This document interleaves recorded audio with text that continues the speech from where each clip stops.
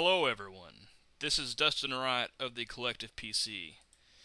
The interview you are about to listen to is between myself and Carmine Davis, an American singer, songwriter, actor, dancer, producer, businessman, and philanthropist.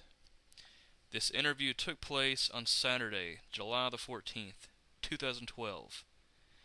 I hope you enjoyed listening to this interview as much as I had speaking with Mr. Carmine Davis. Thank you, and enjoy. Ever's journey, has an interesting sort of origin story, and from what I've heard, you're just kind of no different. So I want to start sort of at the beginning, and I'd like for you to talk a little bit about your first few years in South Bend, Indiana, where you were born, you grew up for a little bit of your childhood. What can you tell me about that? Well, we grew up in South Bend, Indiana. My mom was a single mother, of course. She did as best she can to provide for me and my brother, I'm the oldest, he's the youngest, and pretty much she moved us from South Bend, Indiana, to Mississippi, Jackson, Mississippi, when I was young to do school and get close to our grandfather and to get out of a lot of bad stuff that was going on there. Um, there was a lot of crime and poverty, and a lot of men didn't really grow up to be anything but drug dealers or Yeah. gangbangers. And we used to have to come in at night because we would get shot. So Yeah. we'd have to come in and do handle that. But my mom grew it and it took us out. And when I was younger, I used to always perform with my cousins. We used to sing and dance, and I think that was the basis from where I started. Um, I was always an outsider, especially coming from South Bend, Indiana, the north to the south, the dum dum dum dum dum dum dum of the south. Yeah, it's about the area I grew up at. You said what? I said that's around about the area I grew up at. I grew up in Southwest Arkansas my whole life. Really? Yeah, Yeah. yeah. So you can, I was born in South Bend, and then you come from that, and then you all you've ever known for 10 years or 8 years, which is young, but at that time it wasn't. That was all I knew, and we were so close. It was really weird. And coming back when people right in the middle of school where everybody had already clicked up, I was really ousted. I really wasn't, didn't really fit in or anything. So I used to always just write, and I used to always sing, and I used to escape with music. I used to listen to everything from R&B, soul, hip hop to country, rock, buzz ballads, pop. You know, um, yeah. And so I pretty much use music and performance as my vehicle to keep me sane in a way. And I used to write in these composition notebooks, all kind of crazy crap, about how I just want to go home and life will blah, blah, blah. At 10 or 11 years old, like everything was just horrible. But, I managed, and I started going to pro high school, and we went to, um, excuse me, we went to junior high there where I started to perform in the choir, and then high school where I became a thespian in the drama department, and I did some roles there. And then after graduation, I knew I wanted to do it as a career, and I felt like I had what it takes to do it as a career, and that's what happened. I graduated in 2009, and I started there. Okay.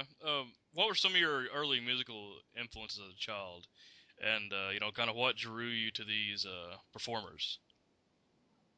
Well, early on, like I said, I grew up. I'm black, so we listened to a lot of R&B and hip hop. Early on, I was exposed to, um, and who influenced me still is James Brown, Michael Jackson, Earth, Wind and Fire, um, yeah, even hip hop artists like Tupac and artists like that. And then I grew up and I started getting. I was a kid of the '90s, so I started listening to Britney and Yeah. Backstreet Boys and all of them, and everybody. Oh, I hate Backstreet Boys, but I love them. Like I thought they were so dope, and I Well, love you're music. you're about the age where it was okay. Yeah, I mean, like and I'm like, people really still act like they never really liked the Backstreet Boys, and I'll Uh, admit to anybody that I did. But and believe me, everybody liked the Backstreet Boys back then. right, I'm like, If you said you didn't, you were lying. right, and then NSYNC and all of them. But I really loved Britney and Justin, and I looked at them like I wanted to do that. So, and I really loved Madonna. I loved Prince is my idol. Yeah, so my biggest influences, I would say, Michael, Madonna, Prince, Britney, and Justin. I feel like if I could name only a few that influenced me, Hmm. it would be them. And yeah, So what draws you to them as performers? What impresses you the most about them? the balls, like the balls, like they did what they wanted. Yeah, Especially people artists like Prince and Madonna. They're rebels. They were trailblazers. They weren't always politically correct. They did what they wanted, and they were smart. They were educated. They took their art very seriously, but they also took business very seriously. They were innovative, and there's nobody else like them. You can have a lot of imitators, but people kind of look silly trying to imitate them. It's something that's just them. There was something weird about them. Even Michael, people are still trying to imitate that 20 years later and failing and looking foolish doing so because it's something that was him, something that was just him. yeah. Nothing, nobody can replace that. Nobody can do that. So, and the same thing with Britney. I mean, you can say how you felt about Britney, but even at that time, it wasn't politically correct for her to be doing the things she was doing and saying the things she was saying. But she did, because it was her. And I felt like they all were themselves. And I think that's what I liked about them. So you're probably of the mind where you would say, if you're not going to anything new and you're not going to progress anything forward, then go home. Is that fair to say? Exactly. Thank you. Yeah, and I feel like there's so many people that are taking a cookie cutter or taking a formula, and yeah, it makes you a couple of dollars, it gets you a little hit, but I want a career. I want Yeah, a long career. I want to be in this for as long as I want to be. So it makes you have to be something innovative, be something that they haven't had before, something different. So you'll yourself, and that way you'll never be out of fashion. You'll never be out of season. You'll never be played. It's you, and that's what I'm looking to do with my career. What I will do. yeah, yeah. Okay. At least for people that are making a living creatively, you know, we all have sort of a defining, at least for me, and I know it's the same for you. We have sort of a defining moment where we say, this is what I want to do for the rest of my life, and I don't want to do anything else. Hmm. This is it. What was that defining moment for you? It was very young, actually. It was probably 8, 7 years old. I wanted. I just knew how it felt to perform, and I remember watching Michael Jackson, his Dangerous tour, and we had it on VHS.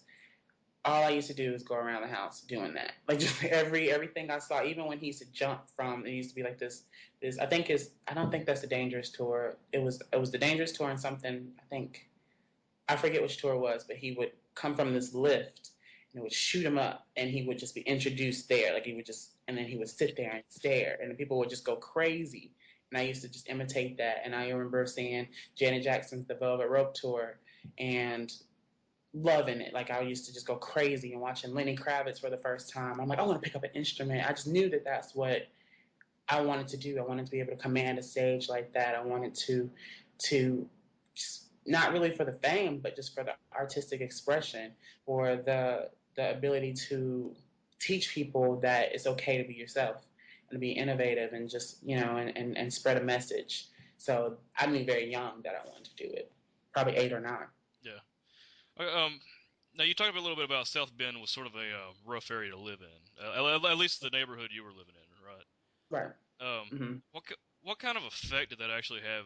I know you were really young, but even at that young age, it had to have some sort of effect on you and your family. Um, Yeah. what can you talk a little bit about kind of what effect that had on you and your mom, your brother? Well, I didn't. I think my mom, she was there longer. She's from Niles, Michigan too, and then they moved to South Bend. But I think it affected her a lot more. But since she got us out of there, it made us. I didn't understand why. It was because they shielded it so well from us. We would always be in the house before it was dark. By the time we were downstairs dancing or singing, so we never really knew that there was stuff going on. But my family, a lot of them dabble in drugs and alcohol and stuff like that. So growing up knowing that um, it can either make you want to do it or really not want to stand away from it. And especially today in this world where drugs are just so cool and just everything is awesome about drugs and alcohol, YOLO, everything is awesome.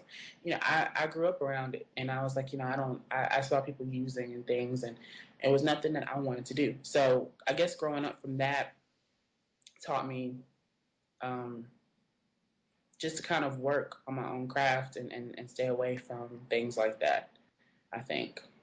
Yeah, so you pretty much made something good of a bad situation per se, sort of. Right, right, right. And I think a lot of it, our family, I don't want anybody to get me wrong. Our family is very loving and God fearing, and but yeah, a lot of us, I can't name maybe two or three family members that Yeah. don't dabble in some kind of something, but it just taught me to just kind of be focused on my art, and a lot of them are all talented. All of them, our family is talented. Whether they sing or they dance or they just have this musical ear, all of them do. But the fact that none of them did anything professionally with it out of fear or maybe thinking it's never going to happen or whatever, or having making mistakes and not being able to, it taught me that I have to do it. I have to show them that dreams really do come true, and it just takes a lot of hard work.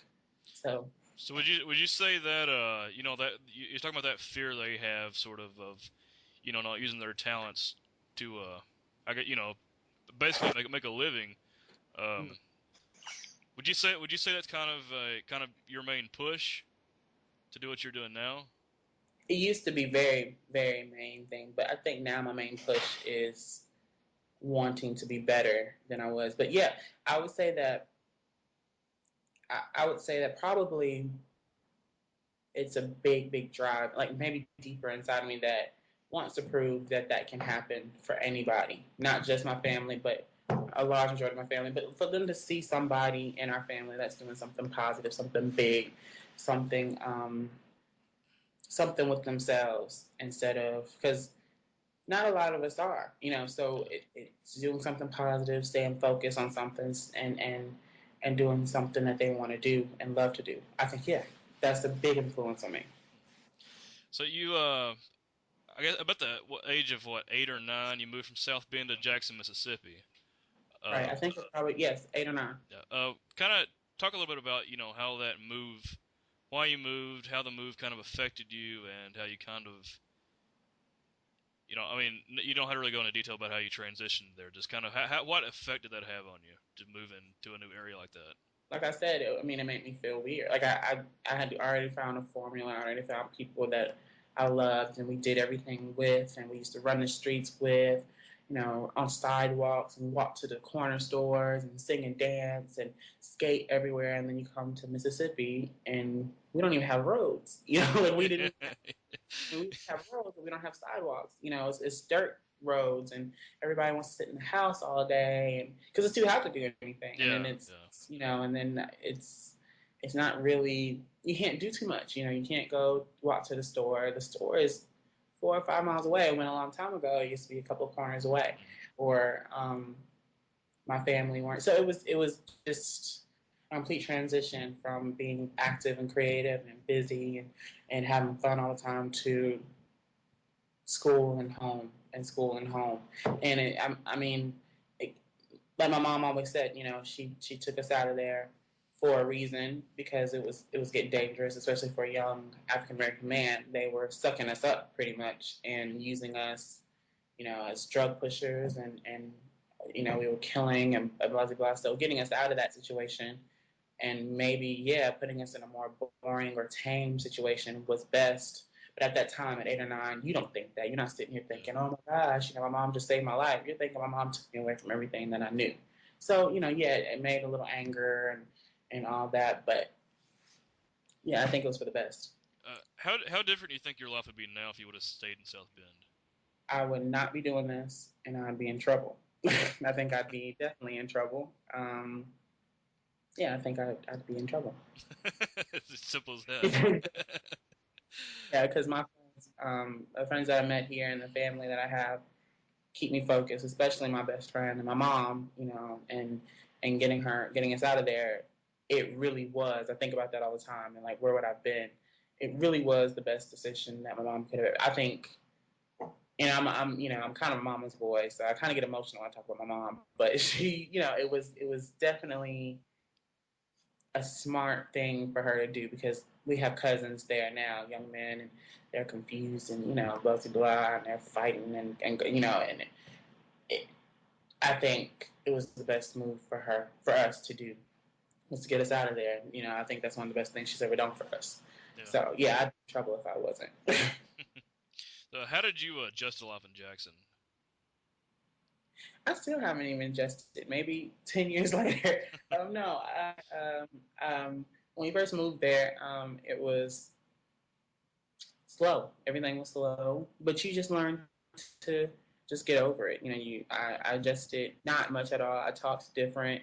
I acted different. I was that boy on the in the back of the bus dancing, and people were just like, "Why the hell are you dancing?" Or I still do that. I mean, I walk around here singing and dance. Even in the gym, I'll sing and dance, and people are just, "What the hell are you doing?" We don't do that here, and so and it's like we're, you know, yeah. I still haven't really adjusted fully, but I met some friends, and people, and it made it worthwhile. So, but to answer your question, no, I've never really Oh, adjusted. so So. I read a little bit on your biography sort of on your website. Mhm. You talked about a time where you pretended to faint in class because you thought it was you thought it'd be a you thought it'd be a fun joke. I mean, and Yeah, I know that's a long time ago, but what and you say you were a class clown as well, so right. I'd kind of like to know kind of what was going through your mind to as you fainted sort of. I Class. mean, I remember it was fifth grade. I was in Miss Harnblum's class, and we were going to get ready to go to reading.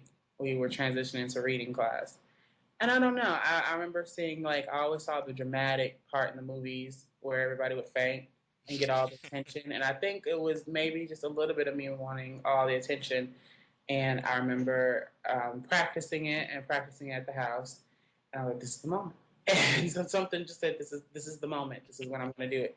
And I was just like, I fell, but I thought people originally would be like, "Get up," but they started to swarm. Like people were just like, "Oh my God, are you okay? Are you okay?" And I kind of had to sit there and think, "Oh my God, am I okay? Should I pretend like I'm injured, or should I pretend?" So I just got up and walked off. Like I was just like, "I'm fine, I'm fine, I'm fine." And I think it's just attention. I think I've always, a long time ago, I used to have this very bad thing about wanting attention in the bad sense, no matter how I got it. But now I think it's just more of keeping that on stage and my performance. But yeah, I just wanted attention. so you described yourself, like I said, you described yourself as a class clown. I got. Would you say you were kind of sort of a class clown, more your younger years, or was it that way during high school, or has it always been that way? Always been that way. I wanted, like I said, I wanted attention. I would say stupid things. I remember in middle school, and I was in biology, and they were talking about things that they wanted to be in when they were older. And I said something like, everybody was talking about, I want to be this, I want to be that. And because, when you tell people that you want to be an artist or you want to be a performer, everybody's like, oh, okay. They always give you that kind of same thing. So I'm like, okay, screw it. I want to tell everybody that I'm a porn star. And this is great. I want to be a porn star. And they were like, what? I told my teachers and everything. And I was like, they kept asking me to repeat it. They kept taking me to teachers, asking me to repeat it. And they're like, how, it's a shame that you know that. And I'm like, laughing on the inside, like, y'all have no idea. But I just loved the attention. I thought it was funny. And if people laughed at me, back then especially, I didn't care if I was looked at as a fool or not. But now I've grown up and it's like, I know better. But back then, I didn't care if they laughed at me or laughing with me, as long as they were entertained, as long as they were getting it or they were paying attention to me. And but yeah, I didn't care. Like I wanted people to laugh, whether me meant getting up and physically harming myself, talking and getting in trouble in class, and saying offensive stuff, or um, doing things that probably I shouldn't be doing. But I just didn't care. I just wanted that attention. So yeah, I've always, even through high school, and I think after high school, I really kind of, I took my art seriously, and I took my business seriously. So I tamed down a lot. But there's always that part of me that would run into a tree to entertain somebody, or do a backflip, and or say do a real crazy accent to entertain people. But I try to tone it down now. Let's transition a little bit to your high school years. What roles did you play? I read that you had a lot. You were involved in a lot of clubs. What roles did you have in those clubs exactly? Well, I was. It's really weird. I think now I look back on it, and I guess they helped me a lot. Now being a businessman and an artist, but I did. I was in men's glee, and choir, and I was in the drama thespian society, and I did DECA marketing management. I was the president of DECA, and I was um, one of, I guess I would say, me personally, to one of the best actors in the thespian convention. I mean thespian um, crew, I would say. But I was never really a good team player. I've never been really good with groups. I never really got along with people in high school. One, because I felt like they always had a crab in a barrel kind of thing, and I was always different. So everybody had this thing about assimilation. Like nobody wanted to stick out too much. When somebody did some trendy thing, everybody did it. And I was the kind of person who just kind of strayed away from that. I never liked that kind of stuff. So I didn't really stick in the clubs that long. I was just like, screw these. I don't like these people. I don't like that. So, but yeah, but when I was in them, I was in them. And I did many roles on stage, sung with the men's glee and the choir. And I did a lot of marketing campaigns and stuff for my DECA conference, and we won a lot of awards and stuff. I won a lot of things. I was in the band in junior high and then a little bit in high school. So, yeah. Okay. So kind of what was your family life like during your high school years? You said my what? Your family life. What was it sort of? What was the status of that during your high school years? It was. it was very crazy. Me and my mom, like you would not believe it now, but me and my mom, we boom, boom, boom, boom, boom. Like we were always fighting. Always. It was explosive. If I could come up with one word, it was explosive. We were, I never really got along with my mom all through high school and a little bit through junior high. I never got along with my brother. We were always arguing, and for whatever reason, it was really bad to the point where, I would get kicked out of the house, or I would I just lock myself in my room all day. Like it was that bad. And I think because like I say, I've never felt like what's the word I'm looking for? I don't feel like I was heard a lot, or I was never understood. But I think it's partly because I didn't really know who I was in high school or junior high.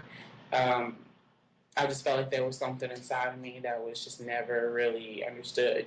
And still to this day, I kind of feel lonely, because as an artist, I think that's your lot in life.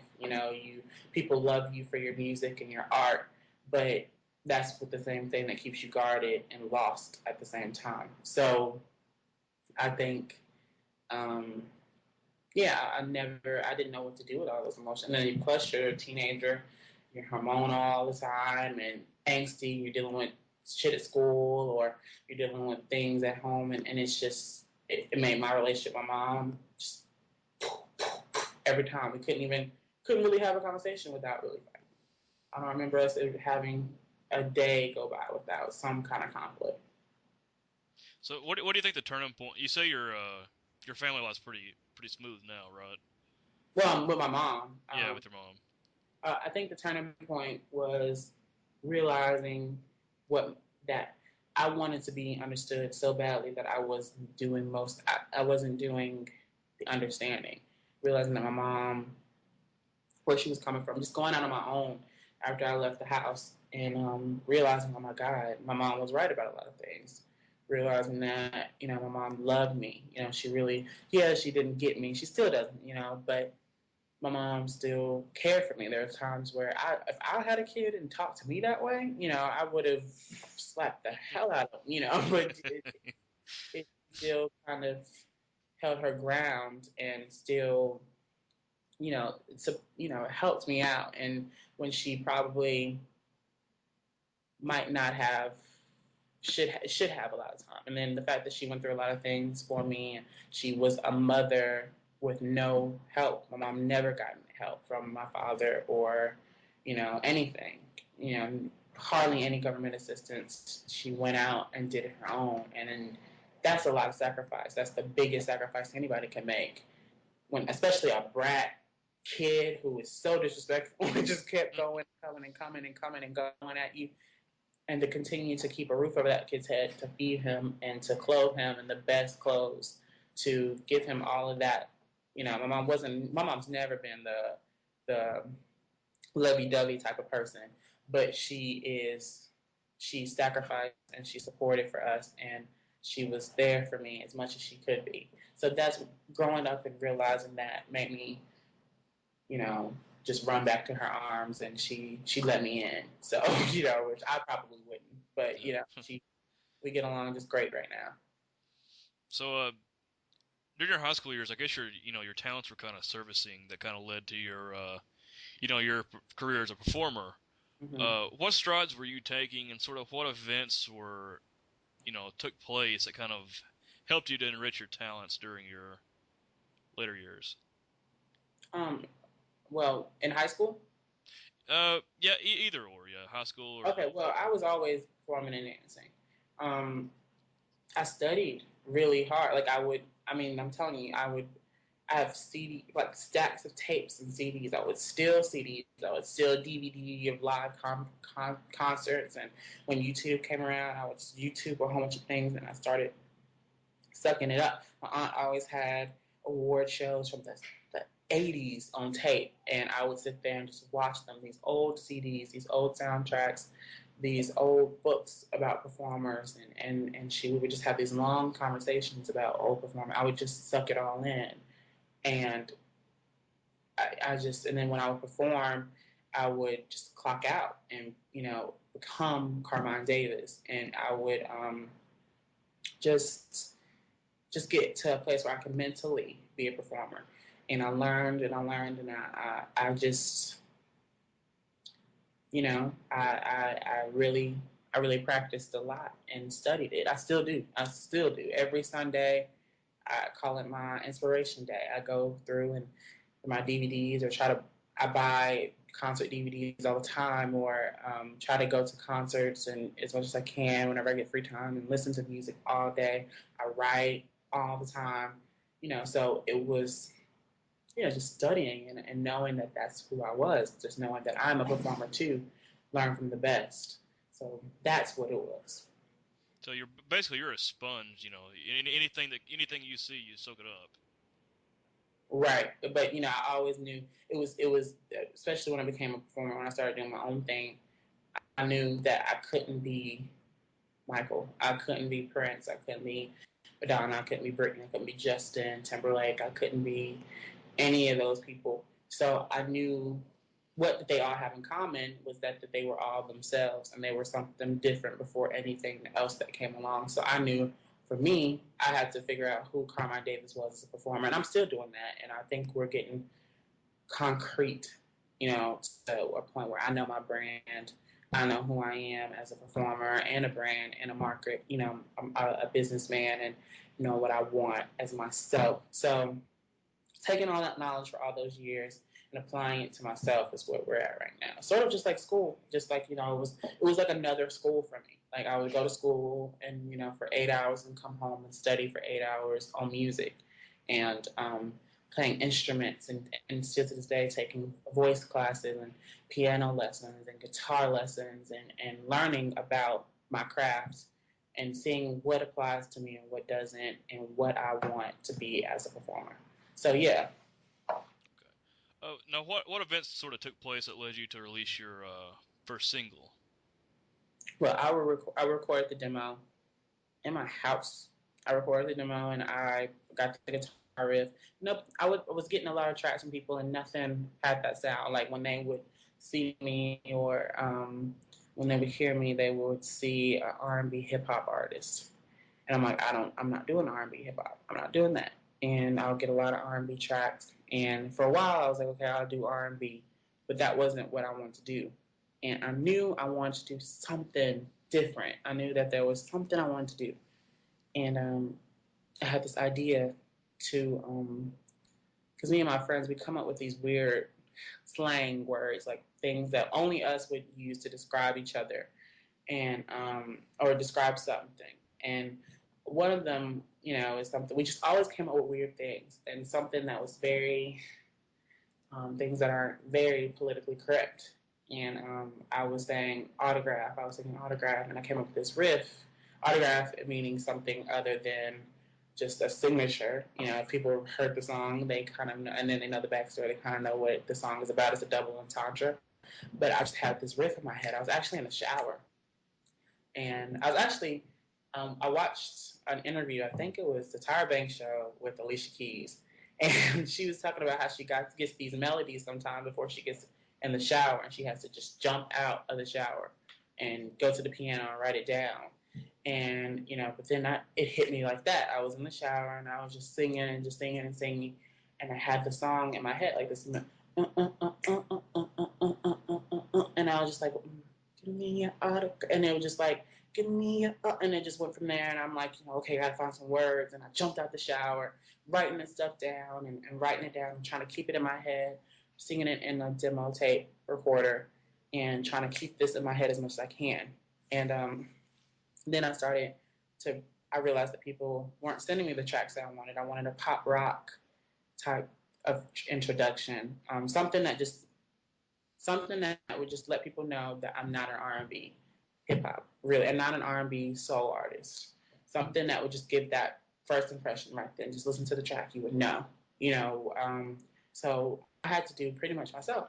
I got the guitar riff that dum dum dum dum dum dum dum dum dum, and I played it myself. I did it myself, and went to what was it, Fruity Loops, I think. And I beat the track out and stapled in the song into a mic, and turned the air down so you couldn't hear the air in the building or in the mic. And I was sweating and just coming up with this demo tape. And I finished it in like 7 days, I think. And I sent it to people. I wanted them just to hear the demo of it. And I was sending it out, and people heard it and like, this is pretty good. This is really good. And finally had the time to polish it and produce it and change it up and change the wording, and that's where Autograph came from. And I was studying Prince, like I say all the time, and then Poker Face by Lady Gaga was hot right then. It was my favorite song. And I was always obsessed with double entendres because Prince is the king of double entendres, songs that mean two meanings. And Autograph is definitely one of those double entendres.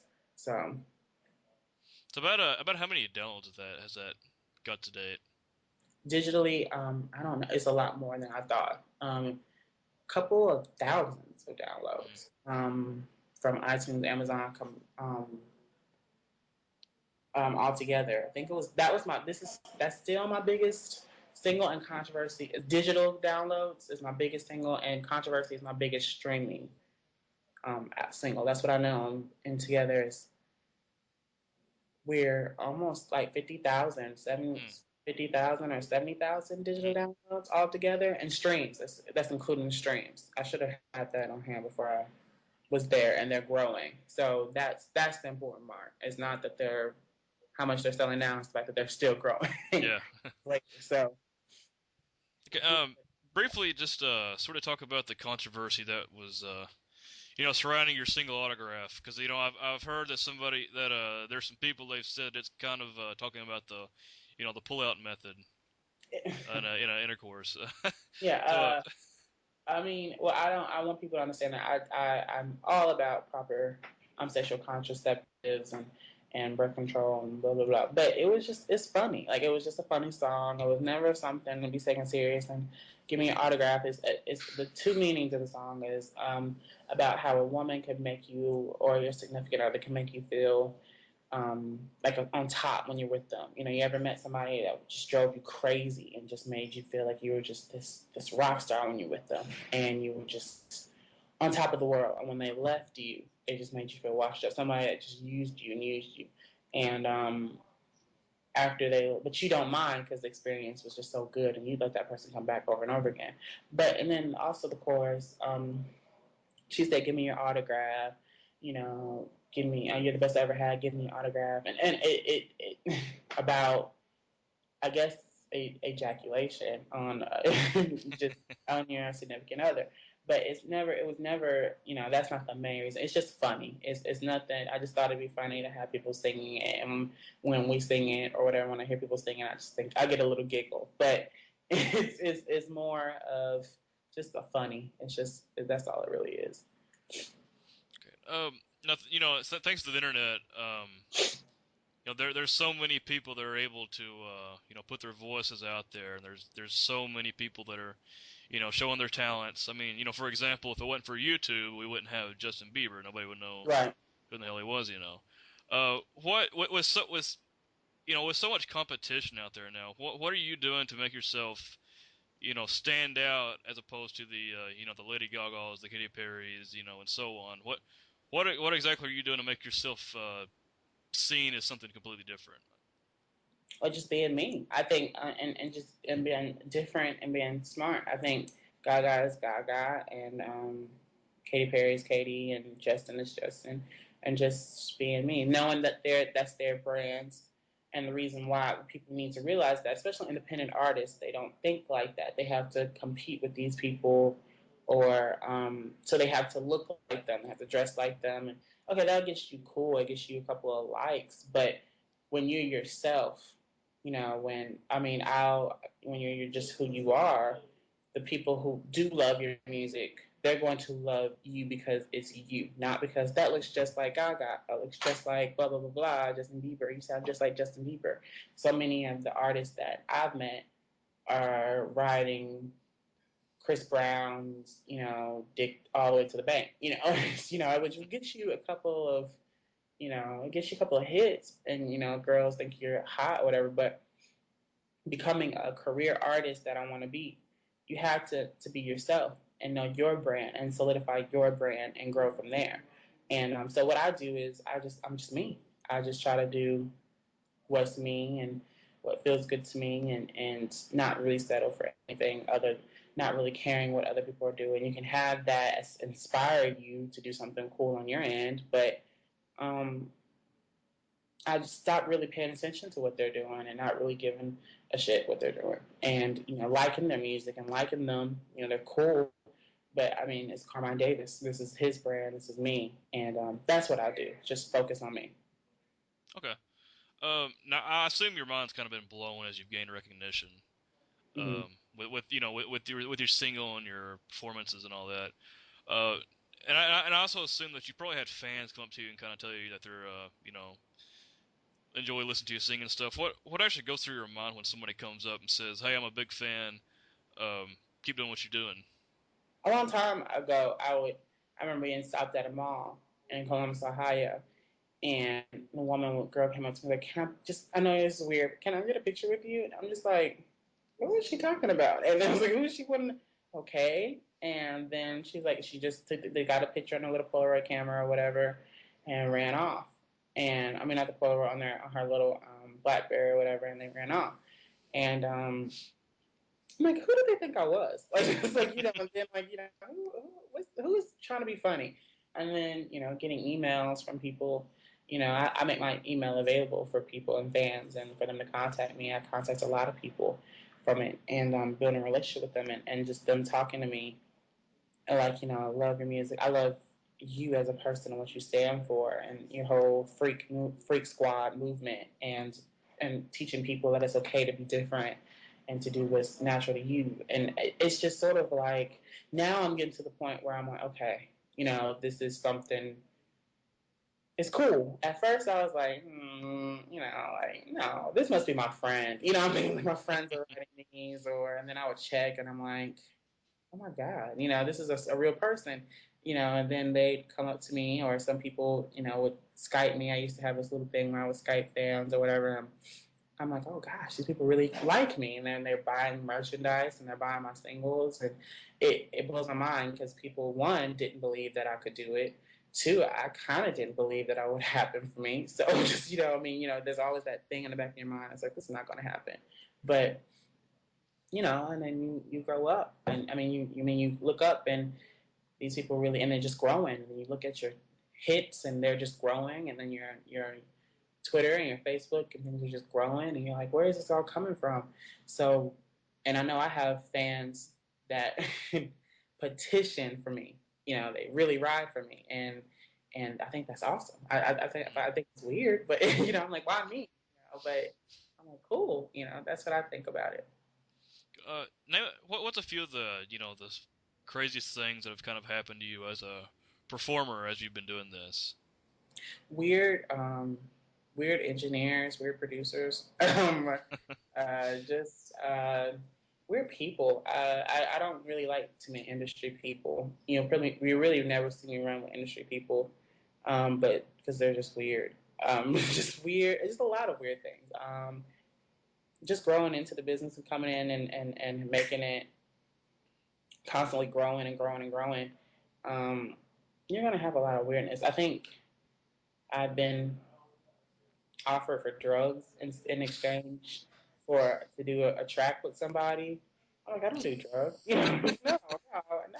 They wanted me to, they're like, we don't have money to, for you to sing this hook, but we can pay you and blow and stuff like that. I'm like, whoa, Well, well, tell that story real quick. That's well, I mean, it was okay. It was during the when MySpace started to kind of die down, but it was, you still, we had my PR, whatever, they were going through these emails. But I go through them sometimes, and especially when I started doing business for myself and started managing my own, and just kind of, I started going into the emails and doing them myself and looking at them, and I'm looking at this email, and this person's like, I guess they were going back and forth about a track that I was going on, and one, the track was pretty cool. It was a rock track, rock hip hop type of thing, and I like things that are different. I've always loved weird artists, weird things. It was sort of like if Master P and Marilyn Manson were on one track. That's what it was like. It felt like it was like that's what was going on, and I was like, I like it, but he was like, as far as compensation. We don't have the finances to pay for you, but we do have a lot of drugs. And I'm like, I don't do drugs. I'm sorry, and I can't do it. I'm sorry. Good luck, but I can't do. I don't do drugs, so no. And he was just sort of like, oh, okay, well, blah blah blah, and that's one of the weird things. And I get a little sometimes hate mail and hate tweets. Sometimes I think that's interesting. Um, that's to be expected. But I still think it's weird that people will go that far and beyond to to to do that to especially somebody who's still independent. Like, I'm like, I'm not Chris Brown, I'm not, Rihanna. Why are you going above and beyond to try to attack me? But, I know people, that's what they do. So well, I don't know if you figured this out, but people are crazy. right. Yeah, I'm one of them, but I'm not that crazy. So, I'm not that crazy. Your upcoming album, your first album, is called Bizarre. Right. What's the significance behind the name? Has something to do with your life, sort of who you are, or Yes. what exactly is it? It's me waving my freak flag. I just got to the point where as an adult, and just growing up, I'm starting to get more comfortable in my skin. And instead of making apologies for the fact that I'm different, I gotta act like I'm something and I'm not around these people. No, this is me. I'm bizarre. My whole sound is gonna be different on the album. Like, it's gonna be. I'm trying to give it a house mixed with pop rock of the 80s and even a little buzz ballad feel. Like, I want it to be and have country influences and everything. I want it to just be, it's going to be me and bizarre. And I think the word bizarre, I just really like that word, how it means to be a weirdo and to be, but it's not a negative thing. It's something that it's different. And I think that's me. And looking at it from a sense of this is me. I want people to feel and relate to my message and to relate to the album of, because I know there's people everywhere who is just like me, who used to just cry themselves to sleep at night because they didn't fit in and wanting to go to school every day and trying to fit in, but there's just something inside of you that just was not like everybody else. Like you could go someplace else, and if you're anything like me, you're that one person who's always saying something weird, and people just looking at you like, "What the hell are you talking about?" And feeling like there's not an artist out there, anybody else that's giving you that feeling of I don't belong. And here I am. I don't belong. I'm weird, and my sound is going to be weird. The look of it's going to be weird. The visuals with it, it's going to be bizarre. It's going to be me, and that's bizarre. Somebody who, even just the fact that somebody's going out there and um, promoting individuality and self-reliance and everything like that, that's bizarre because we're supposed to teach these people to follow us, be sheep, be but I want to teach them to do what you like to do, follow, screw what everybody else says, follow your own.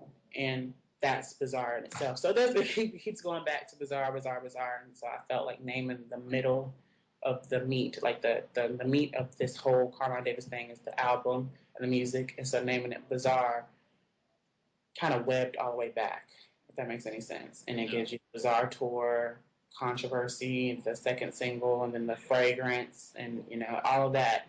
It kind of webs back to bizarre things that are different. So that's why I named it that. So what advice would you kind of give somebody that really doesn't, that was kind of in your situation, that doesn't really fit in, that feels, different, feels like nobody is like them, they can't relate? Uh, what kind of advice would you give to them to, keep pushing forward and, becoming comfortable with themselves? You are who you are for a reason. And for those 10 people who don't like you, there's one person who would die for you. And I'm lucky enough to have met people who know me thoroughly. My best friend Laura, I wouldn't know what to do with that. So but she knows me. Even our whole friendship is weird. She's a little skinny little white girl. I'm just black guy. But we hung tough through junior high and high school, and now we're adults. Nobody knows me like her. And so when that person comes into your life, you will find that you might not have that person now, but you will find somebody who's going to love you for who you are. I love you for who you are, and that's enough. You should love you for who you are, and you're that way for a reason. You should feel sorry for the people who aren't themselves, who have this group think mentality and who want to fit in so badly that they'll do anything. You should have that. You should pity them. So, you know, um, love who you are and accept that. Well, all right. So, finally, let's pretend, for a second that everybody can see and take a glimpse into the career and life of Carmine Davis 20 years from now. Mm-hmm. What are they going to find? Me working. I want to be everything. I have this motto of um, progress, not perfection. I want to be everything bigger. That's my idea, and to be stronger, faster, better, and to work harder, to be smarter, to be my voice to be stronger, my dancing to be stronger, my brand to be stronger, um, my fan base to be larger. So I want to be a legend. I want to be an icon. And I know that's 20 years is still not good enough to be a legend, but I want to be making strides towards that. I want to be up there with the Aerosmiths and the Prince, when I'm 50 years old, being able to say I'm on tour and people just boom, buy it. That's what I want because people see that I'm a quality brand to invest in. And that's what I want. In 20 years, I want to just be better and stronger and still doing the damn thing. So Okay, well, I think that's about it for the interview. It was a lot of fun, man. Thank you, thank you. I hope I answered the question correctly. I feel like sometimes I run on. So, No, man, it's a quality interview. okay, thank you, thank you. Okay, thank you.